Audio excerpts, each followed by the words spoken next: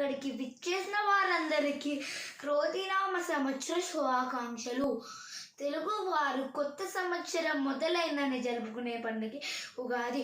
ఉగాది రోజున బ్రహ్మ సృష్టిని చేయడం ప్రారంభించాడట. పురాణాల ప్రకారం సోమకాసురుడు అనే ఒక రాక్షసుడు బ్రహ్మ వేదాలను దొంగలించి సముద్ర అడుగు భాగంలో దాక్కున్నాడు. ఇదంతా గమనించిన శ్రీ విష్ణుమూర్తి సోమకాసుడిని వధించి వేదాలని బ్రహ్మకి అప్పగించినది ఉగాది రోజునట. వేదాలను పొందిన బ్రహ్మ సృష్టిని చేయడం ప్రారంభించాడట. అందుకని మనం ఉగాదిని కొత్త సంవత్సరంగా జరుపుకుంటాం.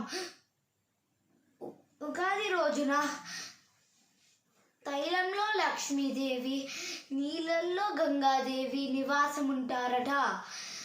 అందుకని తలకి నూనె రాసుకొని తల స్నానం చేస్తే వాళ్ళ అనుగ్రహం పొందుతామట.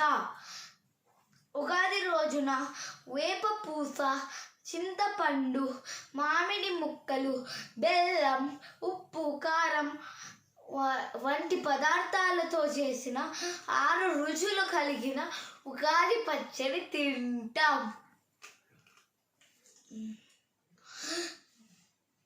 తిథి, వార, నక్షత్ర, యోగ, కరుణ వీటిని వివరించి చెప్పేదే పంచాంగం.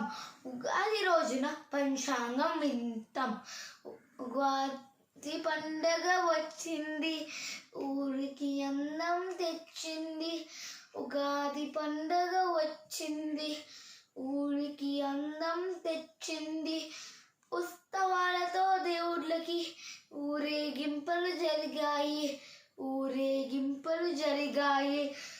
ఉగాది పండగ వచ్చింది, జగాన వెలుగు నింపింది. ఉగాది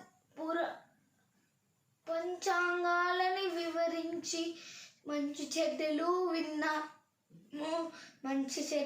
విన్నాము. ఉగాది పండగ వచ్చింది, ఊరికి అన్నం తెచ్చింది. ఉగాది పండగ వచ్చింది, జగాన వెలుగు నింపింది.